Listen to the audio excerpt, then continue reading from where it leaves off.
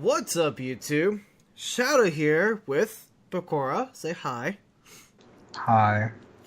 So, Sony E3 happened today, and boy, was it a good one for Spider-Man And Monster Hunter. And Monster Hunter. and Monster Hunter. Can't remember if more Anthem was shown in this one.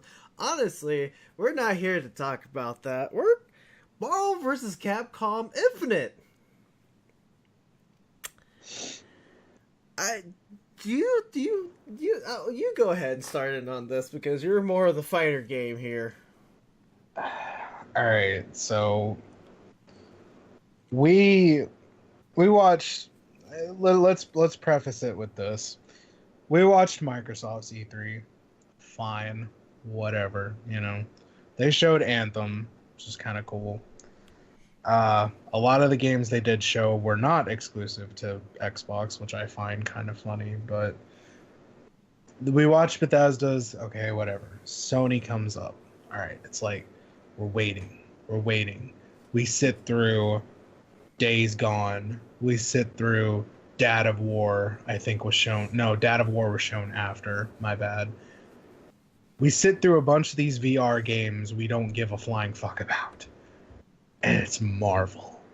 Marvel versus Capcom Infinite. That one game that could make me not care about Tekken 7. It could make me not care about Injustice 2. It could take me away from Dragon Ball Fighters. And they air the trailer. And all I can say is I did not know that Chun-Li was replaced with Chimp-Li. And that Dante looked like he went through some severe chemotherapy before the events of Marvel vs. Capcom Infinite. Like, I mean that with all the respect in the world for people that have to go through that. Dante legitimately looked like he had smoked at least 30,000 cartons of cigarettes. His eyes were so sunken in and dead. And that's already coming off of Chris looking like somebody just shoved a finger up his ass randomly without any recourse whatsoever. And everybody just looking jank as fuck, really. Like, and then they play this trailer. And then it's like, okay, cool. We see characters that we haven't seen yet. We saw Zero. We saw Thanos. We saw Spencer. We saw Black Panther. We saw... Who else did we see? That was it, I think. Maybe. Doctor Strange. Rocket. And Dante. Yeah. Rocket, Dante, Doctor Strange, Spencer, Thanos, and Zero. And Black Panther. All characters we got to see. Cool. Awesome. Capcom comes out and clarifies Black Panther is going to be DLC. Okay. Cool. Whatever. How are they going to ship this game in 3 months looking worse than a first generation PlayStation 3 game? Shadow, your opinion. Okay. I have a lot of opinions. I'm a very opinionated person. And when you mentioned Chris and something shoved up his ass, I immediately thought of that scene in Deadpool, Women's International Day. Except it was Wesker coming back from the dead. He climbed out of the volcano just to find Chris in Marvel vs. Capcom Infinite. He reached the bottom of that lava pool to find the volcano dildo. And can't give a straight face. Okay. So, I figured, pre-alpha footage, they used this part of the trailer for whatever reason. And Chris is just looking at Ultron like, "What's up, motherfucker? I just smoked so much shit in this world. I'm coming after you." And then, I'm like, alright, Chris, we'll get to your eyes in another story. And then the trailer today. I think I had my heart ripped out. Like, I think I somehow got myself teleported to that scene in Temple of Doom. And I'm like, wait, how'd I get here? And there's a wound on. And it's my heart. But like... Gamora. I forgot Gamora. She was blink and you'll miss it in that trailer, but Gamora was in there too. Yeah, no, she was. I honestly forgot she was in the game. I'm sorry, but the graphics look so bad. And the thing is, I know that graphics aren't what make a game. They make it obviously appealing, but mainly, especially in the case of a fighting game. Especially, like, you could even argue. I don't mean to interrupt you, but you could even argue that graphics are even more important in a fighting game because you're trying to grip your audience with the visual appealment of your characters. Appealment's not a word. With the visual appearance of your characters, you want the players to see these cool-looking characters doing cool-looking combos because that makes people want to do it. At least me personally. I'm not sure about other people, but... Well, that... You're right. That's a definite thing for a fighting game. You want to make it look so fucking cool that people look at the game and go, oh, hang on, I don't normally play fighters, but I'll play that. That's what got me into Marvel vs. Capcom 3, particularly, is when you came over, you're like, hey, look at this game. It's like, wait, all my favorite characters are in this game? Fuck yes, let's play it. Yeah, exactly. And that's a topic for after we're done discussing graphics, is the roster, but... Okay, so then we get today's trailer, which shows us Dante. Dante has the please kill me look on his face. And like, don't even get me started on the voice acting for Rocket, right? You give me Guardians of the Galaxy Volume 1, Volume 2, right? And then you give me this Rocket, which sounds nothing like the movie Rocket. It sounds boring. Marvel 3 Rocket was perfect. It was great. He sounded crazy. He sounded like he was going to tear your throat out or shoot you in the head because he's Rocket. He's supposed to be crazy.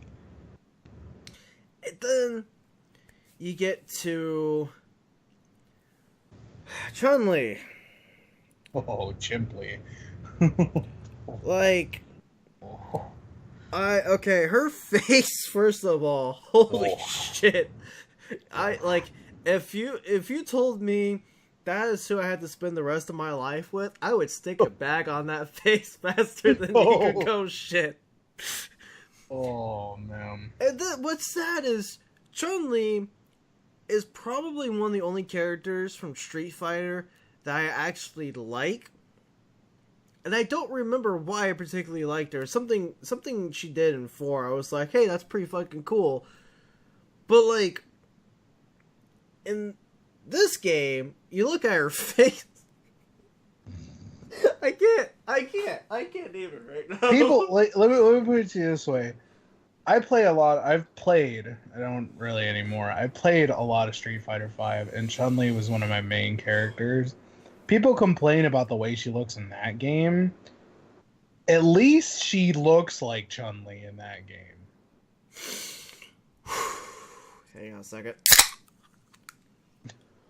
Pour one out for a lost woman. Whoa. And my sanity. Yeah. Okay. I'm sorry. It had to happen. Excuse me. Sorry. I mean, it's a podcast, man. People know you get thirsty when you talk, especially when you're very upset about franchises you love. Okay. try so that's graphics. That's graphics. In a nutshell, everybody looks jank as fuck. The game looks like an early development PS2 title, and it's about to ship in 3 months. There's not a lot of development time left on it. See, like that's what bothers me. Like, if the graphics absolutely had to be like this, as long as the animations were crisp, on point, I would be okay with it. But they're not even. Which segues into our next point of discussion: the actual gameplay of the game. This is the meat and potatoes of any fighting game. You want your game to feel good, you want your game to be responsive, you want your game to be visually attractive. That's why I said graphics are so important. Because if your combos flow well, but the animations look like crap, I'm looking at you, Capcom, with your fucking Kami air throw in Street Fighter V. That shit looks stupid, and you should be ashamed of yourself. You haven't seen it, I'll show you after we're done. But if your animations look like garbage, no one's gonna care how Dante can combo Stinger into Million Stab, into gunshots, into other stuff. No one's gonna care if the game has to lock up for Dante to switch from doing a Stinger to a Million Stab. No one, like, Dante's animations, specifically Dante, because I played a hell of a lot of Dante in Marvel 3. My main team in that game was Strider, Dante, Virgil, or Virgil, Dante, Strider. I don't know, some order of that. And Dante was always in my teams because he's what got me into Marvel 3. I had played Marvel 2 before. I loved it. It was great. Whatever. Marvel 1 I never got to play, which was unfortunate. But Dante is what really, really pulled me into the game, really made me want to learn the mechanics, and through Dante, I learned other characters. I got really good with Doctor Doom, I got good with Ghost Rider, I got good with a lot of people. And in this game, a lot of his assets are the exact same as Marvel 3, but they look more jank in this new art style. They really do. And I'm not sure why they decided to go away from the comic book look and more Disney, when they contracted Capcom to make this game, they said, hey, we want to make another Marvel vs. Capcom, but we want the focus to be on the MCU, on the Marvel Cinematic Universe. So the characters naturally had to look more realistic. That's the problem. Well, even then, like, the Devil May Cry series have always had somewhat more of a realistic look to them. So, like, I can't imagine, like, the guy who sat there and drew up Dante, like, should I copy-paste DMC's Dante's face on our beloved DMC 3's Dante face? And then, like, do some light Photoshop editing and then call that... Yeah, I'm going to do that. That sounds like a great idea. Oh, and that's what I'm saying. I feel like, honestly, a lot of the character designs are just off. Like, I'm not gonna pretend to know who did the art for Marvel 3 or anything like that, because I'm sure it was a big, vast development team of people that did it. But a lot of Capcom's talent is gone now. They lost Shinji Mikami. They lost Hideki Kamiya. They lost somebody else recently, and I can't think of their name. It's not important. They've lost a lot of their talent behind their games. So now we're just stuck with the very core development team that is kind of sort of responsible for some of the decent Capcom games. And that's not to say Capcom's an inept company. Resident Evil 7? Excellent game. It looks like ass. Like, there's nothing like visually appealing about Resident Evil 7, but it's still a really good game, and it does the Resident Evil franchise justice, unlike the abortion that was Resident Evil 6. We will not speak of the giraffe getting a blowjob. We will not speak of the giraffe getting a blowjob. But you look What? at this game, the logo for Resident Evil 6, the 6 looks like a giraffe getting a blowjob. Not even kidding. You don't believe me? Look it up. Like, You keep yeah, talking. I'll keep talking. You go look that up. So the problem here is that you have a game where the previous entries have been sprites. Like Marvel 1 was all really good sprite work. Marvel 2 was more really good hand-drawn sprite work. Marvel 3 they upgraded to a more realistic polygonal model because that was the thing at the time. Street Fighter 4 kind of started that 2.5D style of fighting games. And then Capcom goes and builds Marvel 3 on what I assume is a similar engine to Street Fighter 4, if not outright the same engine. And it looks great. It looks great. It feels great. It plays great. And then they switch to Unreal 4. I think it's Unreal 4. And here comes Marvel Infinite, just looking like an early access game. And I'm afraid that's what we're going to get.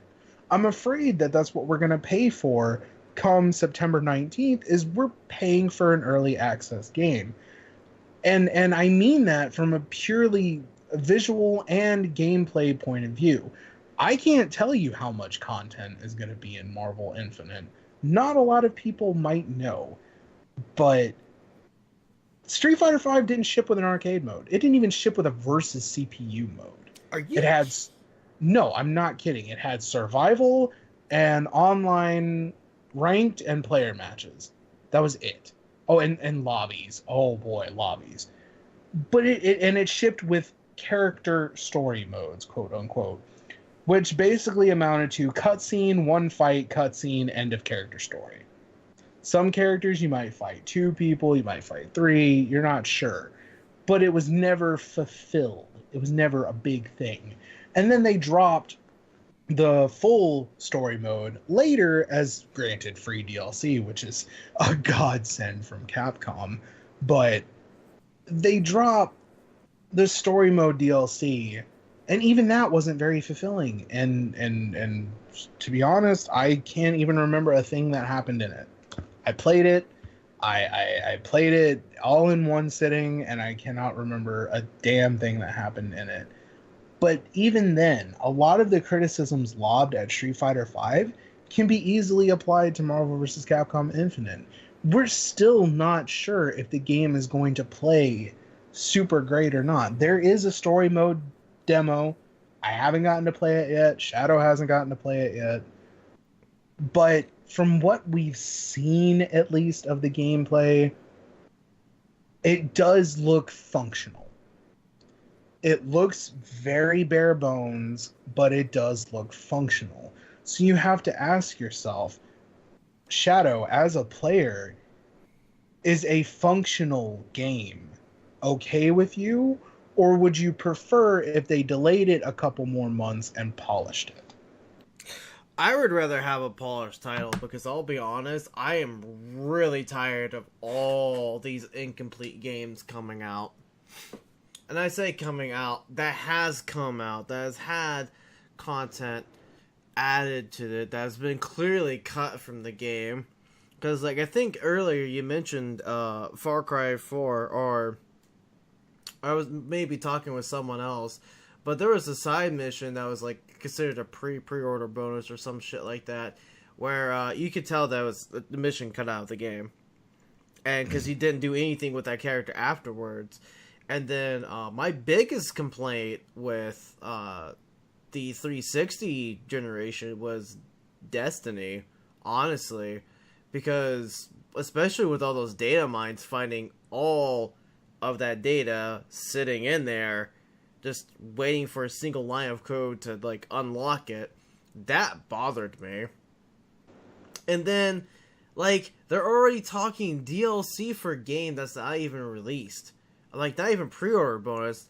DLC. Black Panther, they've shown fully rendered in the game as DLC for a game that doesn't come out in September.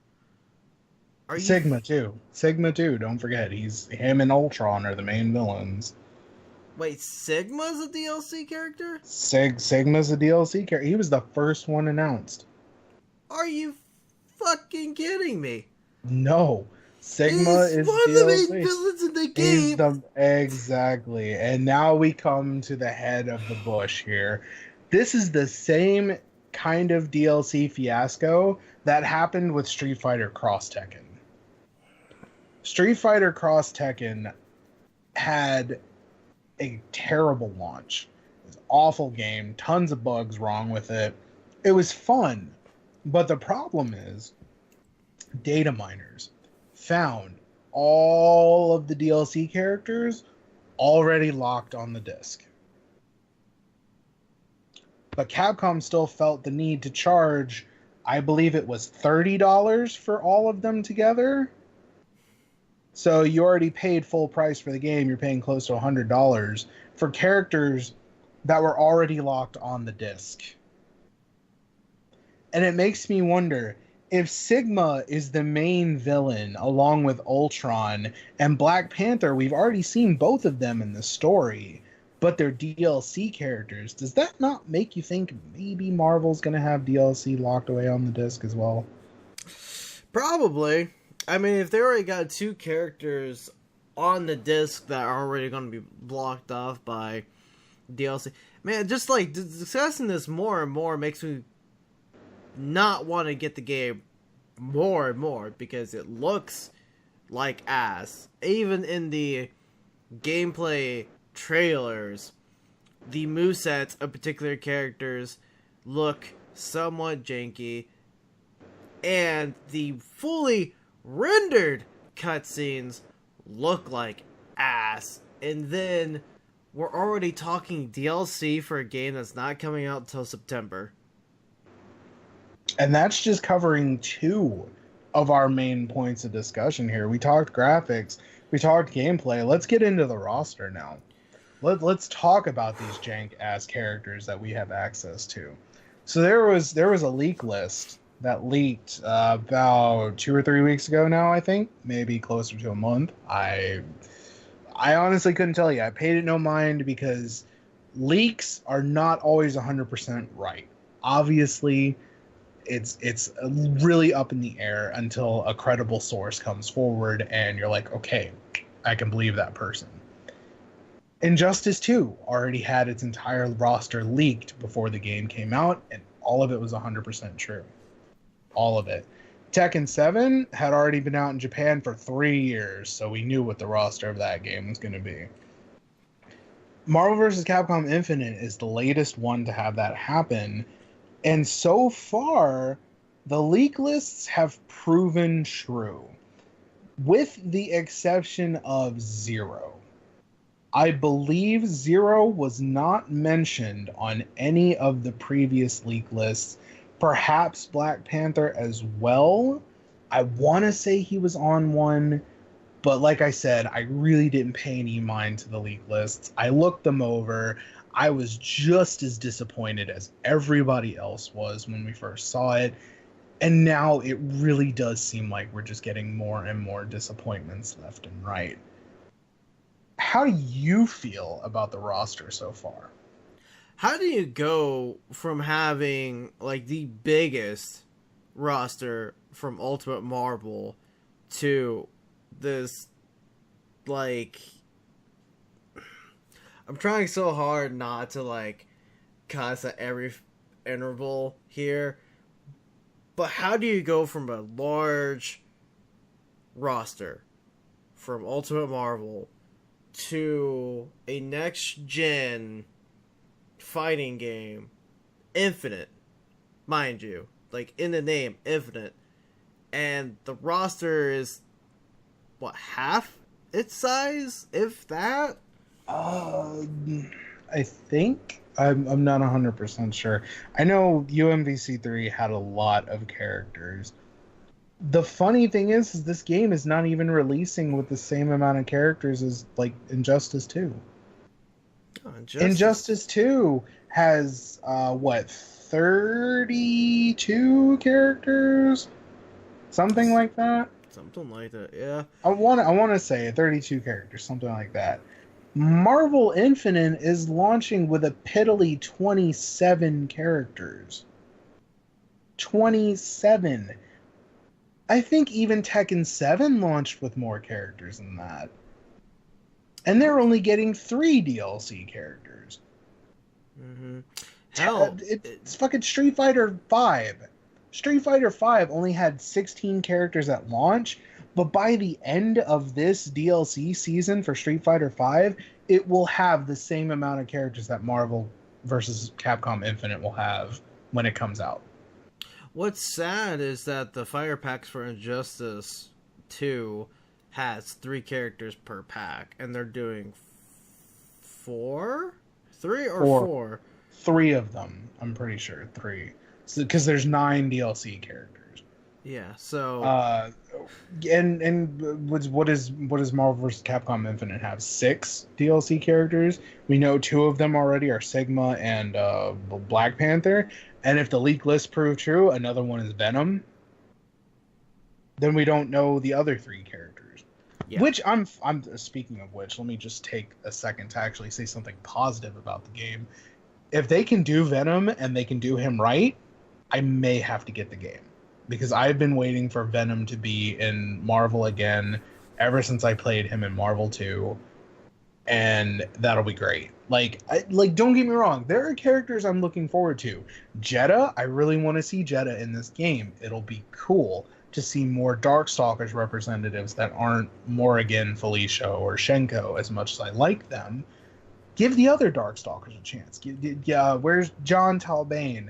Where's Jeddah? Where is Boletta? She's one of the most popular characters. She's one of the best characters in the game, and she's never represented anywhere. Zabel is not represented anywhere, and he was arguably the best character in Vampire Savior. But Jeddah, I'm really looking forward to Jeddah being in the game because I played him in Vampire Savior. There are characters on both sides that seem legitimately cool. But when the game looks this bad, and it probably plays just as bad as it looks, granted, I can't say for that 100%. I have to stress, I haven't played the game yet. It's hard to get excited for it. Yeah. I'll be completely honest. I was so disappointed when I saw this monstrosity of a game. And I don't like saying that because I enjoyed the third game so much. Let me put it to you this way. I sat there for 6 hours straight getting my ass handed to me online. But I played it for 6 hours straight because I was learning characters, I was enjoying the game, I was learning new things, and it felt good, right? Granted, netcode had issues, but I think every fighting game in that era had netcoding issues. But, like, I look at this game, and I look at Chris's face, and I can't even right now. It's like and the thing is, you bring up a good point, netcode. This game is not even going to have good netcode. Look at Street Fighter V. Street Fighter V has been through billions of betas, first of which didn't even work.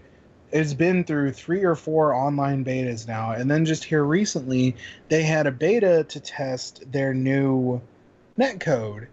And I still get matches where I have set the connection to 4 or better, and I get people from Spain that have like a 2-bar connection. How?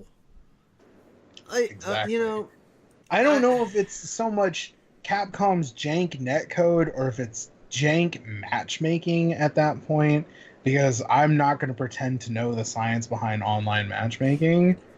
But if that's the future I have to look forward to with Marvel Infinite, I think I'm just going to stay away unless it has billions, unless it has something like Tekken 7's Treasure Battle or Injustice 2's Multiverse. Unless it has some kind of offline content, if the netcode is bad, I really can't see myself buying it and devoting any kind of time to it. And that hurts me on an emotional level I didn't think I could be hurt on.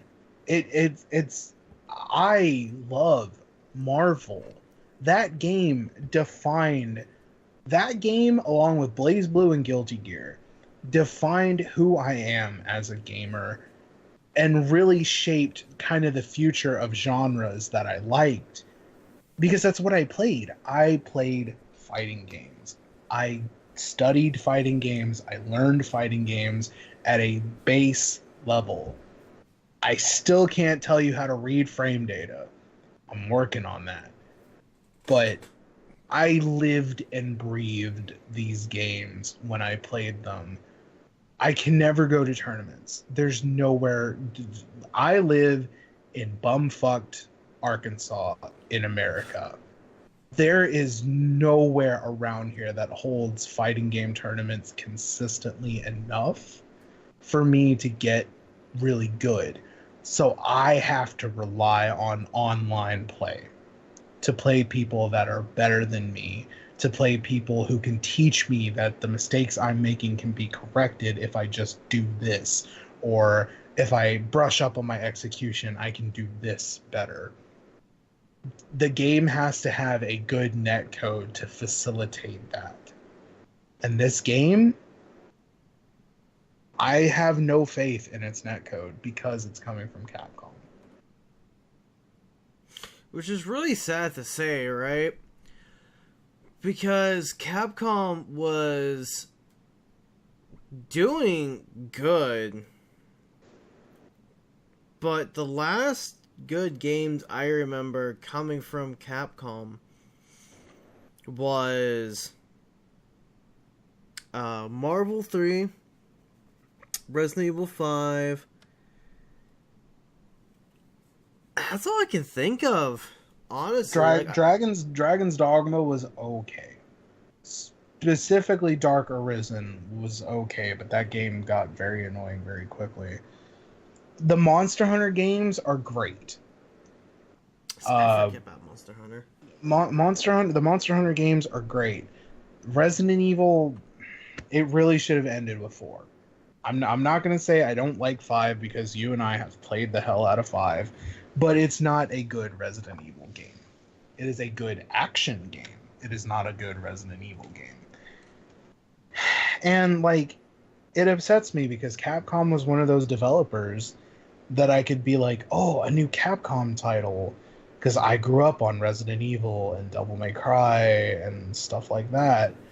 I could be like, oh, a new Capcom game. This would be really cool. Like, I remember I came in my pants when they announced Devil May Cry 3. Not literally, but, you know, it's like, Devil May Cry 3. 2 was a travesty. I still liked it, but it was really bad. So hopefully 3 is really good. And now everybody can only sing Devil May Cry 3's praises because it is that good of a game. They were right up there with one of my favorite game companies. Them, Square Enix,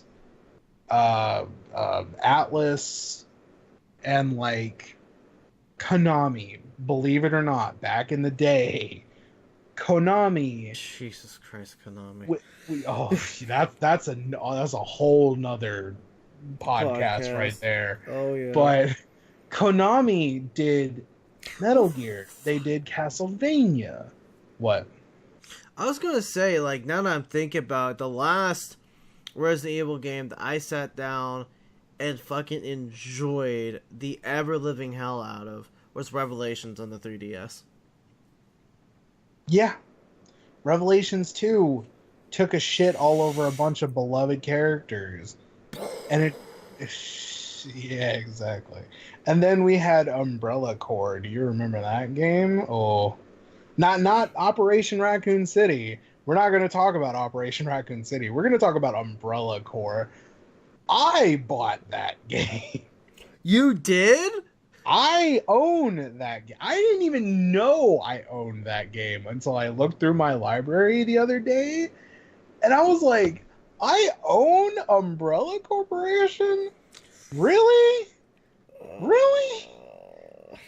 You want to know the best part about it? I bought the deluxe edition.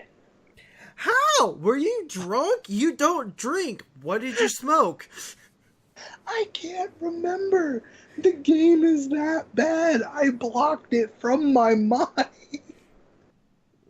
But I looked through it, I was like, oh, Umbrella Corps. What? I had to stop myself from crying because I was like, and you know, this wouldn't be the first time I've made a stupid decision. You're talking to a guy that spent $100 on Mass Effect Andromeda. To be fair, though, we didn't think it'd be such a bad game. Yes, I did put the 100 down before it was really close to launch, and it was very super obvious that that game was going to be terrible. But all of this, we're kind of getting away from the point. I apologize, but like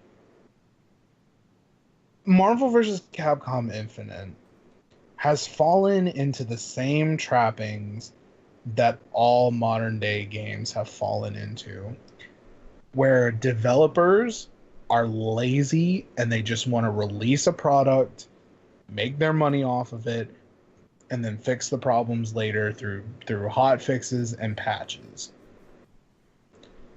Not all developers are like that, just some of them. And unfortunately, Capcom appears to be one of them. At least, so far. Where's some wood? I don't have any wood near me, so I'm going to rely on you to knock on wood for me.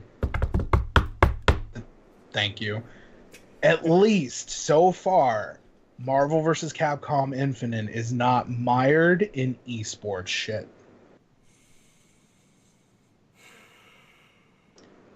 You know, I don't mind esports at all, honestly, because it's, believe it or not, helping the game industry grow. Because there's some colleges now, I don't know if you know this or not, but some colleges are actually doing scholarships for people to come and play like League of Legends. I have to go find the article, and if I remember, I'll link it down in the description down below. But they're building varsity teams for colleges now, for games like that, for like League of Legends, for oh god, what's the other one? Dota, more than likely. Dota 2. Oh yeah, probably. Dota 2, I'm sure Quake is still up there. Street Fighter 5 is a big esports thing. But for all the benefits it does, it also does detract from the quality of the games. Specifically fighting games. Because the fun in fighting games comes from, as much as I hate saying this, and I can't believe I am saying it, the fun in fighting games comes from unbalanced gameplay. When there's a bunch of crazy horse shit going on and you can't figure out what the hell's going on a fighting game, excuse me, chances are you're having a lot of fun with it. Like, I'm not talking about, oh, everybody's there, or this is a super OP character and that's all you see online. No, I'm talking about the fighting games where everything is broken because, hey, let's have fun with this. Marvel 3. Everybody is broken. Everybody has things that are broken about them. That's why it's such a fun game to watch. That's why it's such a fun game to play. When you drag esports into it, everything has to be made balanced and fair and equal, which is what Street Fighter 5 is suffering from. Everything is so balanced and boring to watch. You know, for those that don't normally play fighters, an equivalent would be, imagine if you stuck in Call of Duty and every gun was an AUG or a UMP or an MP5 or just the exact same gun, the exact same fire rate, the exact same ammo. It's exactly. Though specifically, an example of a very unbalanced COD game that we still love. Yeah, Modern Warfare 2. Modern Warfare 2. Fucking Why exactly? You played that game more than I did. Why exactly was that game unbalanced but still tons of fun? You had all the quick scopers, you had all the noob tubers, but you had so much other shit in that game. Commando, first of all. Commando, the 1880s. I thought you had the 1887s, and it wasn't even like just the weapons or the perks. Even the kill streaks were utterly absurd. It's like, oh yeah, UAV into a Harrier strike to AC-130, or you get what was it? It would be a Harrier strike into a chopper gunner into a nuke. And it just, there's so much crazy shit about the game that was just fun because it adhered to a lot of different play styles too. You could be loud and proud with explosives. You can go in there, run and gun with SMGs. You could sit back with assault rifles and watch what everyone was doing. You could go super Assassin's Creed on everyone with a tactical knife and throwing knives and whatnot. And the map designs in that game, I have the most memory of. I can't really think of anything from MW3. And before I'm going to get off topic if I keep talking about it. It's okay. It's okay. You made your point. The guns felt very powerful in that game. When you shot somebody, they died. The net coding was actually pretty damn good in Modern Warfare 2. It had its fair share of problems, but that's what I'm talking about. Unbalanced games, as long as they're fun to play, that's what makes it cool. You know, that's what makes people remember them. When you drag esports into it, everything feels so samey. You know what I mean? And I think that's what you told me was the problem with, for example, Infinite Warfare's multiplayer. Everything feels boring and balanced. You know, I sat there when the game first came out. I did the story in about a day. The next day, I was playing the multiplayer, and the guns felt good. There was no weapons in any of the categories except maybe the SMGs, the one that becomes the Kimbo one, that made me go, oh, this is pretty cool. And I don't know, I just didn't like Infinite Warfare's multiplayer at all because it felt too bland for me. And it's weird saying bland because there's a lot of really good stuff about the campaign and there's a lot of good stuff about its zombies mode. But if I had to play multiplayer, I'd go back and play Black Ops 3. Even though I didn't like the weapons in the game, it was fun because I liked the specialist better in that game instead of Infinite Warfare's like robotic wall running dog that you could just blow up in like 2 shots. I haven't played Infinite Warfare's multiplayer since like day 2. I was like, and the thing is, I think I played up to like I was like 25, 30 that day. And like when I was level 14, I had a bad game. I got shit on really, really hard. And I get this message just saying, you suck. What? It's like, oh, gee, it's not like I just stuck in multiplayer today. I mean, come on, it's day 2 of the game. You're already trash talking people? Like, come on, man. Now, granted, one thing about Infinite Warfare's maps, at least a couple of them, was that there were some really, really sneaky routes. And I found them by completely fucking up on the controls. Like, I was like, alright, I'm gonna wall run here. Miss. Fuck. Oh, hey, there's a wall underneath the map. Oh, I can wall run underneath the entire map to the enemy spawn. Oh. That's good to know. But that's what I'm talking about. Overall, though, you felt like the game was a little too balanced. Yeah, it kind of felt like all the assault rifles shot the same. The SMGs are... I don't remember shit about the SMGs. Let's get back on topic. I don't want people to think, oh, they're talking about Call of Duty, better peace out. No, we're at an example, because Shadow's very FPS oriented. And it's good to have someone else who is at, no offense, a beginner level in fighting games versus somebody like me who's damn near played every single one that's come out. It's good to have that perspective because that gives another layer of analysis on top of like what all the pro players are going to be talking about.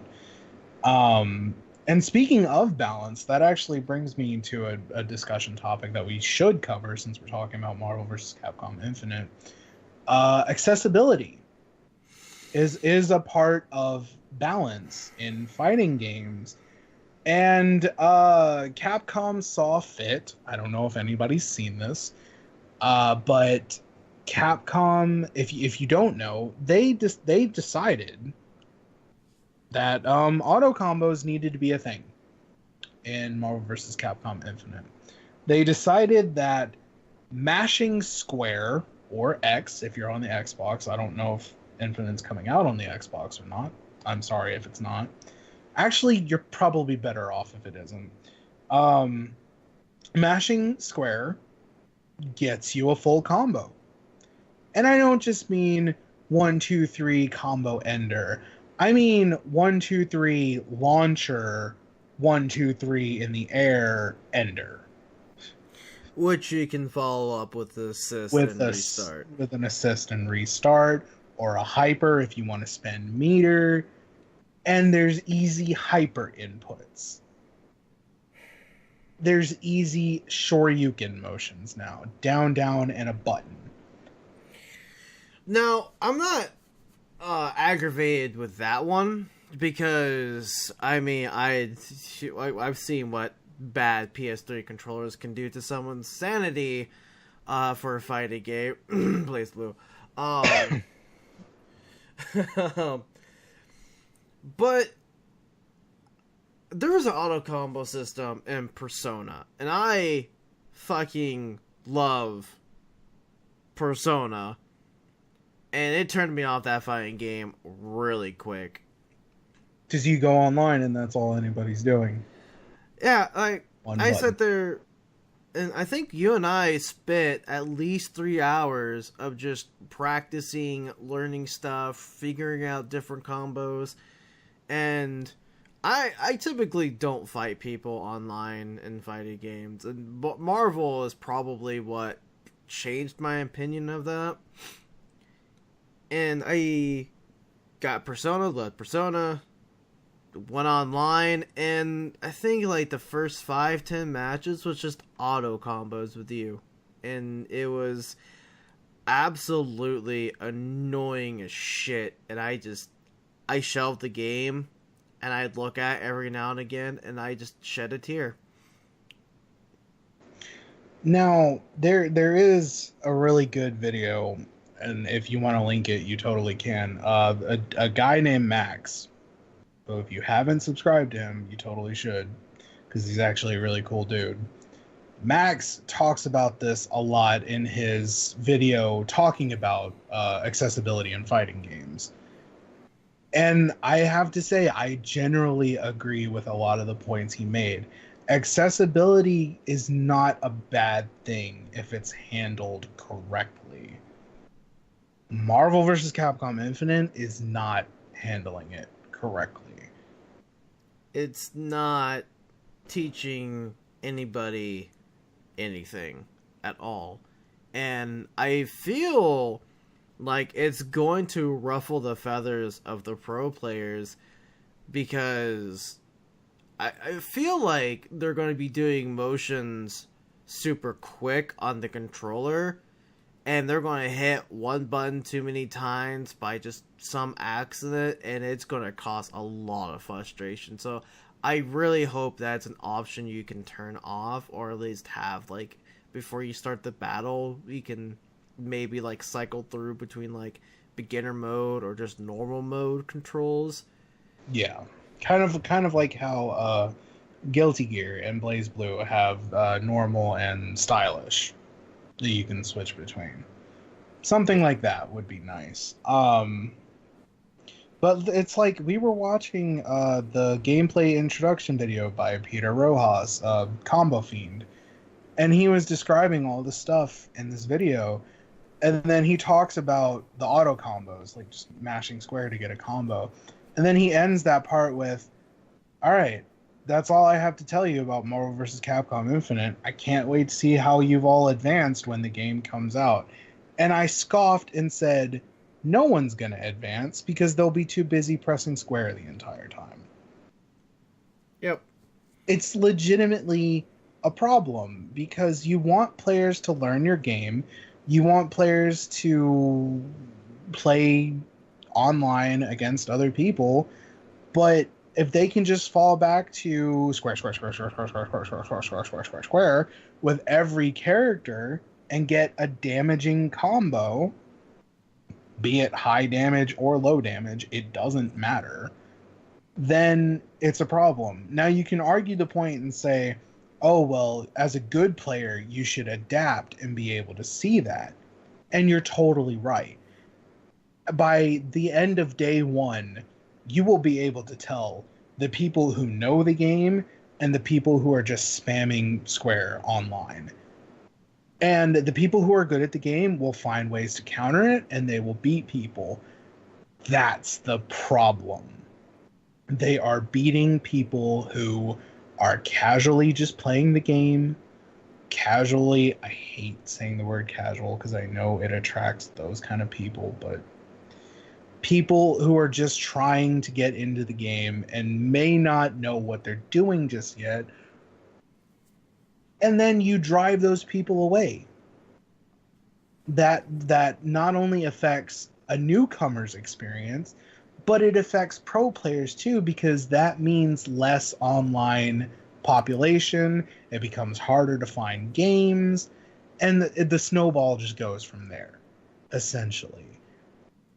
But even on top of that, they introduced it under the guise of, okay, well, we just want people to see what the characters can do and then figure things out for themselves.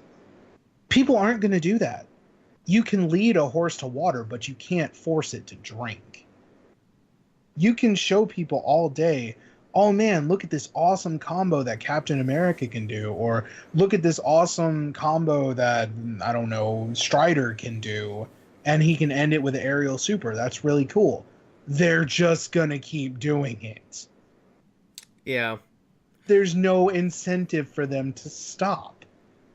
See, the Arclight made Persona, right? Arc Systems Works made Arc Persona. System Works. See, Persona was the only game, as far as I know, correct me if I'm wrong, was the only game that had an auto combo system like that by default for all of its characters. And after that game, the next Blaze Blue game introduced the normal mode and the stylish mode. Yes, that was a thing. But there have been other games that have that auto combo nonsense. like King of Fighters 14 has it. You played it. I never told you about it because I wanted you to legitimately learn your characters. But they have that. That's why you would sometimes lose a round or two to Lauren, because I accidentally told her there was a square mashing combo thing in the game, because I got upset because she's like, oh, I can't get better at this game, yada yada yada, etc etc. But I wanted her to stop her bitching, basically. So I told her, look, just keep pressing square. And that's a problem. That's a problem. I shouldn't do that. I should legitimately try to help her. But King of Fighters 14 had it, and I think maybe Under Night in Birth had it.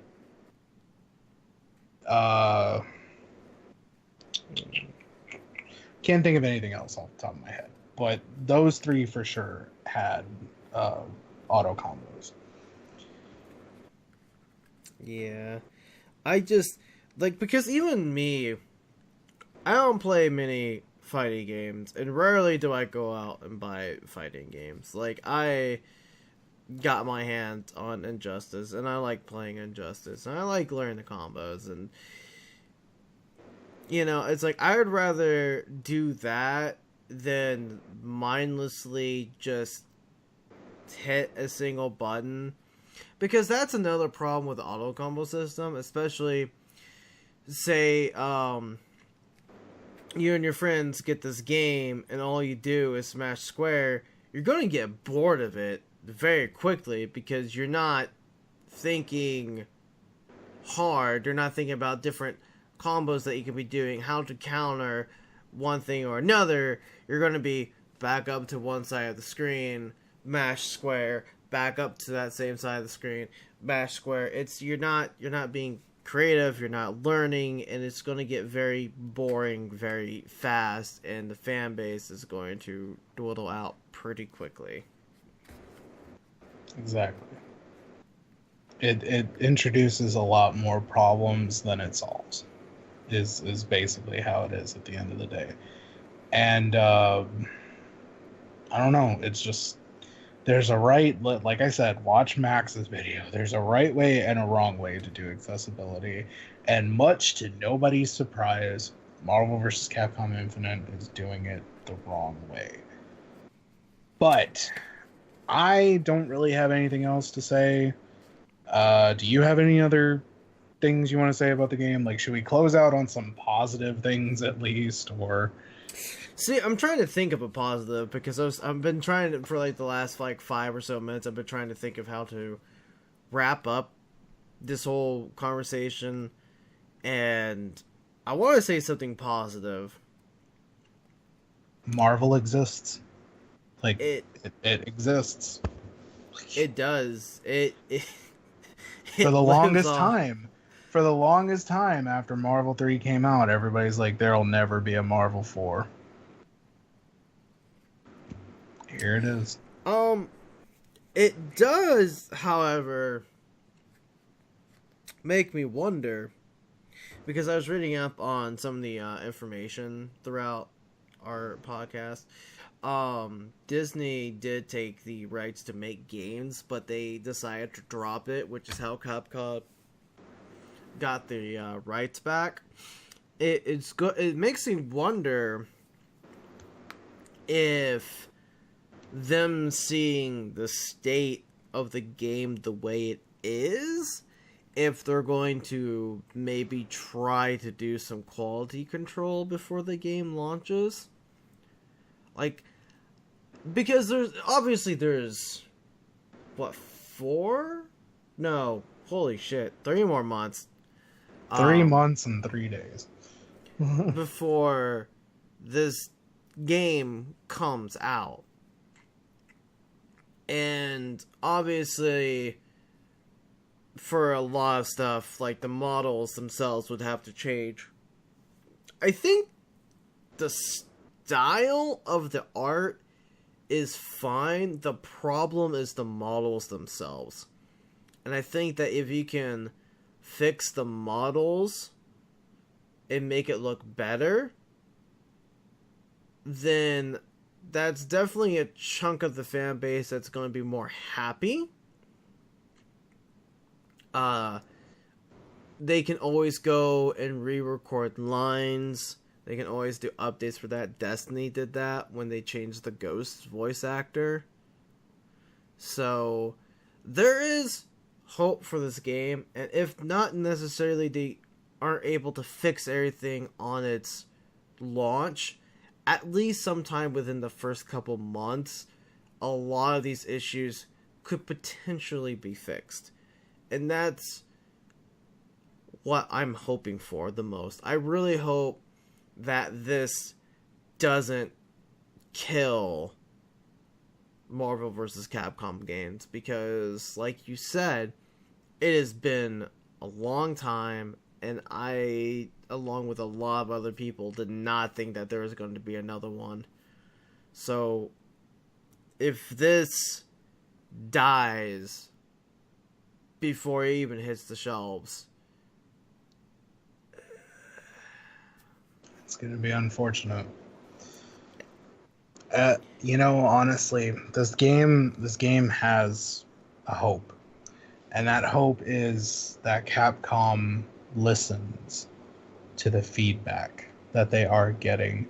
Listen to the people who really matter, the people who are not just finding every excuse in the world to shit all over the game because they don't care if it succeeds. Listen and find those fans that love this game and want it to be a thing.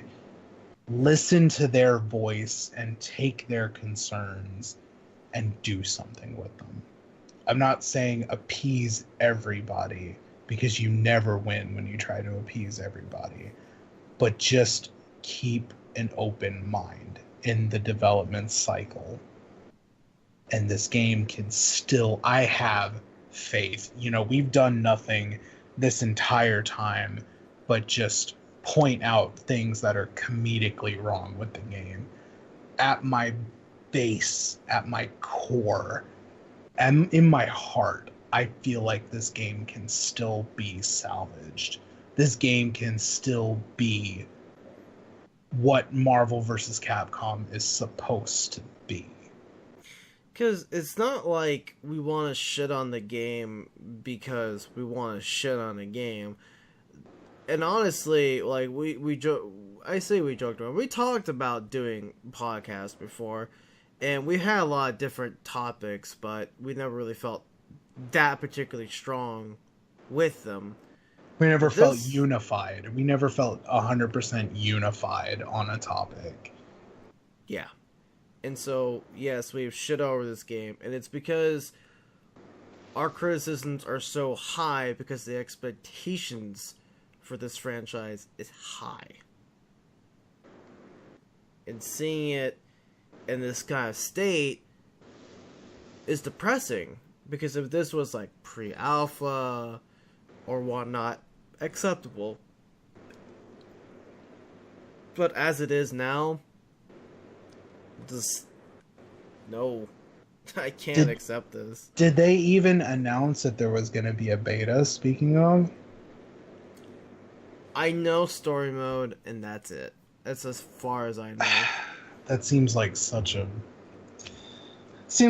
waste, man. To have a story mode demo but no online beta. I think every fighting game should have an online beta to get netcode bugs worked out.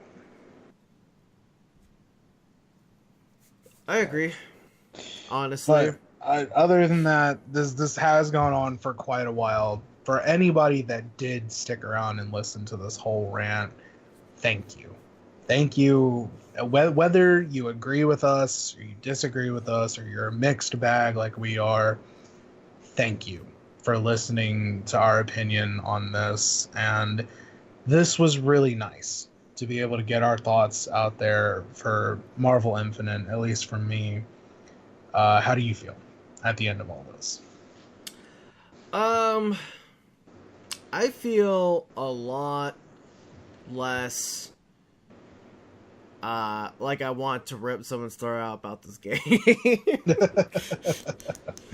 But No, honestly, it was nice sitting there and talking about all the problems because it's nice to have everything out there to start a conversation. And I kind of hope that's what we're able to do, is get people thinking, getting people to talk, to have a conversation, especially in an age that's very chaotic. So if you guys watching that are new to the side of the YouTube or whatnot, if you guys have your thoughts, feels, opinions, leave them down in the comment section down below. See if we can at least start a conversation, see what we like, what we don't like. Anything else to add to this? You brought up a pretty good point. If we can get these problems out there, and you and I, just from a peripheral point of view, like just seeing the game, if we can see these problems and easily identify them like we have here, maybe people who have a voice larger than us, people who are more influential than us, can also easily identify these problems and get Capcom to listen and notice. You know what I mean? Yeah, most definitely. So, other than that, on behalf of the channel, I want to thank you guys for sticking around, because it means a lot to us. We do this not for the views or for the money or what the hell ever people do YouTube for anymore. We love doing YouTube. We love making I speak English natively. Did you know that? we like making content for YouTube. We like discussing things with guys like you that watch our channel, and girls. I'm not sexist. And honestly, at the end of it, we hope we just got you guys to think and really see if you're a fan of Marvel, or a fan of Capcom, or a fan of just Marvel versus Capcom, that you really sit down and you think and you understand before you spend your money. We're not trying to detract from this game's sales. We're not trying to tell you it's going to fail. We have every hope in the world it's going to succeed, but we want to encourage thought-provoking discussion. And honestly, another thing to say before we end out this podcast, if you really want to know or if you really want to get your opinion to a developer, hit them in the wallet. Don't buy anything, don't pre-order, don't buy the collector's edition, just don't buy the game at all, and keep saying that until these problems are fixed, I'm not going to give you my money. That's a good point. That's a good point. And I think that's all we have to say. If you guys did enjoy this, consider leaving a like. It does help the channel out. If you want, subscribe to the channel for future content. Shadow's channel will be in the description, as will, I imagine, mine as well. And thanks, guys, for watching. You got anything you want to say before we sign off? For you, Rocket, anything. Shit. We'll see you guys. Catch you guys later.